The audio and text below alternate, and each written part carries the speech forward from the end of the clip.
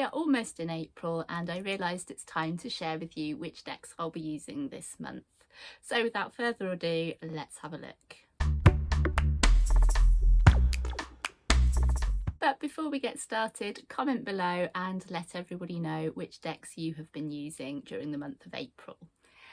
So I've actually kept it very simple this month, using only 3 decks, and I'll show you what they are now. So first up is the Season of the Witch Ostara Oracle. I have spoken about this recently, but I've stuck with this one because obviously we're still in the Ostara season until we reach the 1st of May, which is Beltane, which is coming up very soon. And the other reason I've stuck with this is because, using the words of the creators, this oracle deck was created to be your portal to a new era in your life. And as you know, I've gone through this sort of redundancy event in my life, and so I'm definitely transitioning into a new era and trying to navigate what that's going to look like for me. They also go on to say that whether you've been through a dark night of the soul or just coming to the natural end of a chapter, this deck is here to help you close one door and eagerly walk through another. And so I'm definitely in need of that type of guidance from my cards at the moment. And if you're not familiar with these are simply beautiful cards, and as I've mentioned before, I absolutely adore the illustrations by Tijana Lukovic, who has really encapsulated this beautiful kind of folklore naive art style with very whimsical elements, which is right up my street. And like many of these decks, and a little bit like the Imbolc Oracle as well, it's also feels quite nurturing. And I think at the stage that I'm currently at, I definitely need a kinder nurturing deck. As you know, you do get some decks which will just tell you straight and give you a bit of a kick up the bum and call you out on any BS, but I'm not in need of that at the moment. Definitely more this sort of gentle holistic vibe that you get from Season of the Witch. And in conjunction with that, I have been using the Light Seers Tarot, which is a really popular deck. I think it's been out since about 2018, but this is new to me.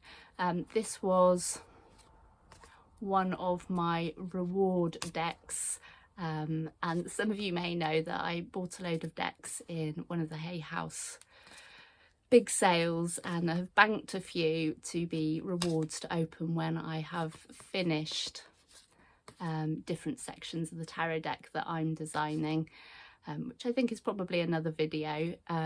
So I rewarded myself with this when I'd finished the Suit of Cups, although I now realise that I've kind of gone back and I've had to make a few changes. Again, another video. But I was super eager to give this deck a go, and I can see why this is such a popular deck.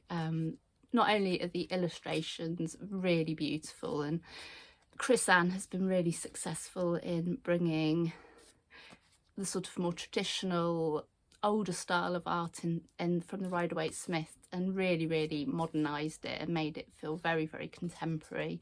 I just like the way the deck works. So if you're not familiar with this deck, Chris Ann has provided you in her really quite extensive book with, you do get reversals and uprights, but she has reimagined them, if you like. So the upright she's called the Light Seer, and the reversal she has called the Shadow Seer. And actually in her introduction she has offered an opportunity to use tarot in a different way, so by deliberately reversing some of the cards to I guess almost force your more shadowy side. And obviously she says use the cards how you like, but this is her way of doing it. I will say I haven't gone that far with this deck. I've simply been using them as the light in the Light Seer position. But what I really like is that, so if I give you an example of spread here. So you get your light seer definition, your shadow seer definition, and then a general description of the card. But then you're left with an affirmation, which is kind of the essence or the seed of the message that that card is giving you. So for instance, for the devil here, which is the one I happen to open, the affirmation is, in the darkness I am free to heal everything. And I've really enjoyed using these affirmations, and so I've kind of been using both the Season of the Witch, Ostara and the Light Seers together, so pulling one from each card. One I've assigned as kind of theme of the day, and the other card I've assigned a message. So I've been keeping my readings very minimal this month. I think if you go back and watch a couple of previous videos, you'll see that my readings were a lot bigger, using much bigger spreads, and that was because I was navigating this challenging time, and because I'm over the worst of that and all that sort of turbulence that I was, an unsettled time that I was experiencing, I feel that things are a little bit more resolved, a little bit more settled, and I'm just sort of yeah, doing much shorter readings, and I think that's just what I've needed to do, sort of the calm after the storm, if you like. And so I have been exploring in my planner, actually doing much bigger card sizes, and yeah, really sort of minimizing what I've been doing. So yeah, so the green writing is my visual interpretation, and the blue writing is like the keywords or the affirmation. And if you'd like to know more about how I set my planner up, I do have a video about that now, so do feel free to check that out.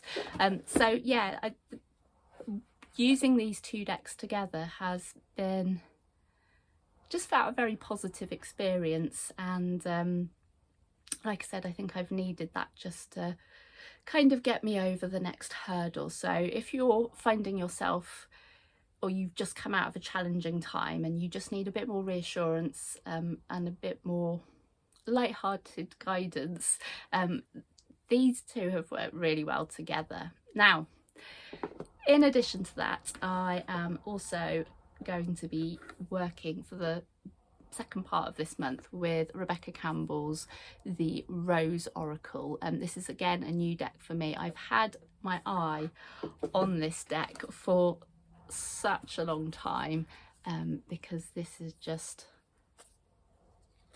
really stunning, and just very, very feminine, and like I said, I've just been really drawn to this deck, and I think it's just because this is all about connecting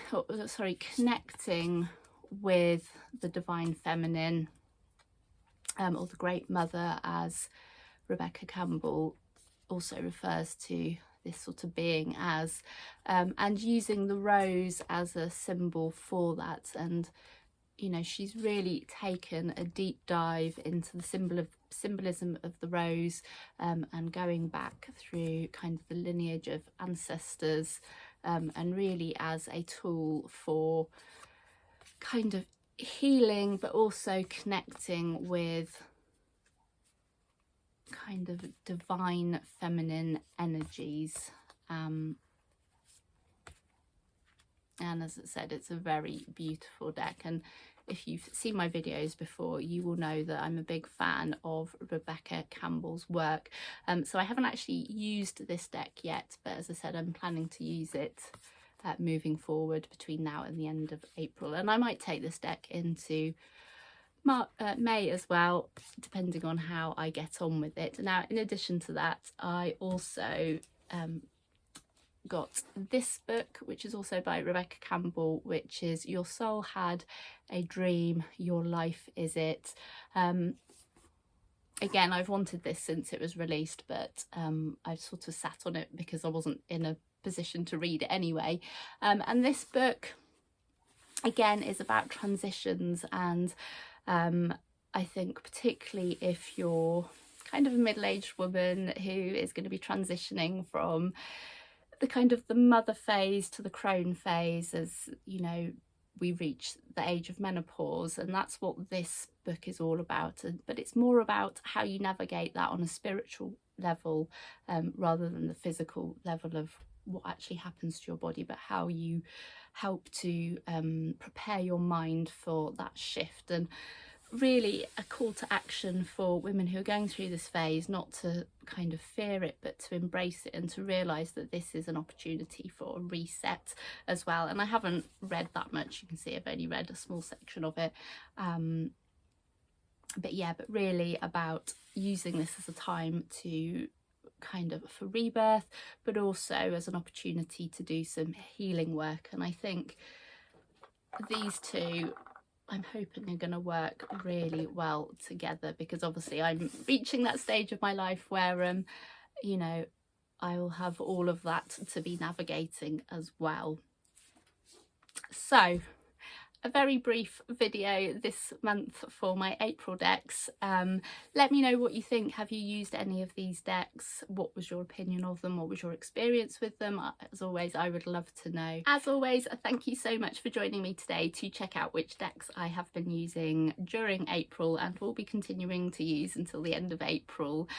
Just a quick thank you to the new subscribers. I've had a little influx, so that's really, really appreciated, and thank you for taking the time to watch my videos. If you enjoyed this video today and it was helpful and fancy giving it a cheeky like, it's very much appreciated, and consider subscribing to my channel for other videos about similar ideas and contents. Until the next time, here's a few other videos that you can watch. I'm Sally and this is my channel, Vaudeville Manor House of Art and Tarot. Bye bye.